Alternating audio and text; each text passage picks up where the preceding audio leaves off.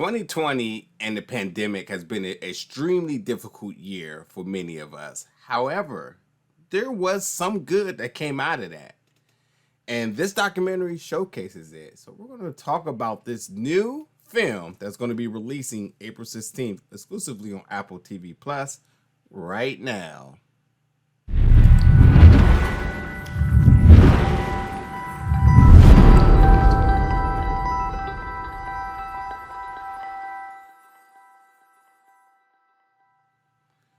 What's up, everybody, and welcome back today for another review. So today we're reviewing the film The Year Earth Changed, which is again dropping to Apple TV Plus April 16th. This is a fantastic documentary. And as I said, the pandemic was a really difficult year. There's no ifs, ands, or buts about that. But there was good that came out of it. And this documentary truly showed you the beauty of what happened when everyone was forced to stay indoors, and what did that mean for everything outdoors, as far as with nature and the animals and whatnot. And this documentary just did a really fantastic job in doing so. So again, it shows you footage from all over the world in this really unprecedented year. And it's basically a new approach, if you ask me, because this has never happened before. Both the pandemic and both some of the changes that came from out of the pandemic. So it's showing you uplifting stories that comes from out of it. It is narrated by one of the best voices in all of nature documentaries, in David Attenborough, who I'm telling you, at 90-something years old, he still knows how to bring the suspense. He will make nature feel like an action film. He's just that good. But yeah, it really shows you the resilience of nature, and really the ability to bounce back into what could be possibly a good future. We know that as humans, we are very destructive to Mother Earth and Mother Nature. And for the year where we were not able to do the things that we're used to, the traveling, tours, our style of hunting, all sorts of things. It really showed you how beautiful the earth can really be. So yeah, when it comes to Apple TV Plus, no one does better documentaries than them, especially when it deals with nature or animals. And this is just one right up there with it. It's about an hour long, and it's so short and sweet that it feels like it may be 20 minutes, but there's so much information that's piled onto it, using tons of statistics, tons of beautiful the cinematography and visuals from all over. Because we're taking a look at the world with clear streets, clear skies, and it's just quieter, which ultimately means that animals are louder and able to communicate in different ways, which gives them great benefit. Like, imagine it like this.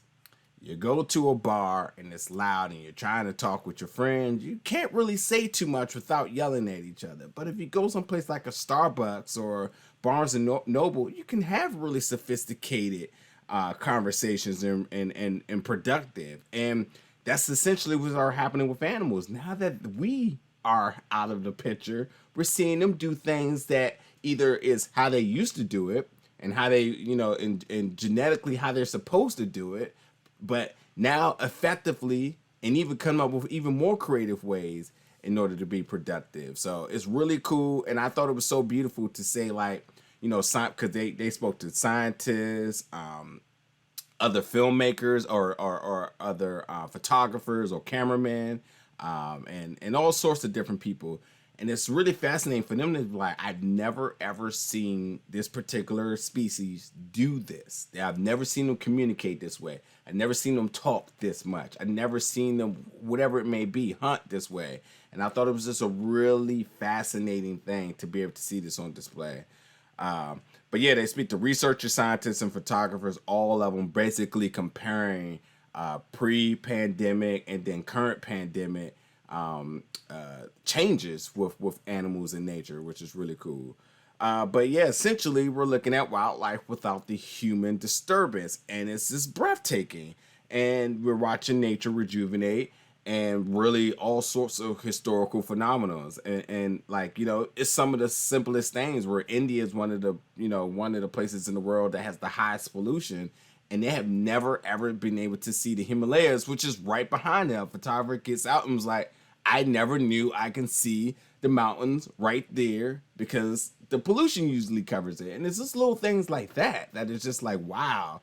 And it's crazy to say, like, animals do get a lot of benefits from us, but in most cases they're better off without us. And I think this year definitely was a display of that. And again, there's a lot of statistics being able to show reproduction or just hunting or whatever it may be, comparing it to last year. And like, while there is studies of these things, they never ever been able to get these type of statistics because we are always involved. I mean, it's simple as, wildlife down in Florida, which is one of the biggest spring break locations in all of the world.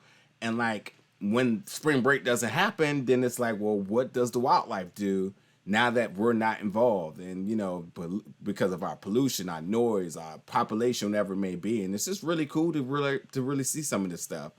But a lot of these changes won't last forever, obviously, but it is very important that we were able to understand how we may be able to coexist with nature moving forward.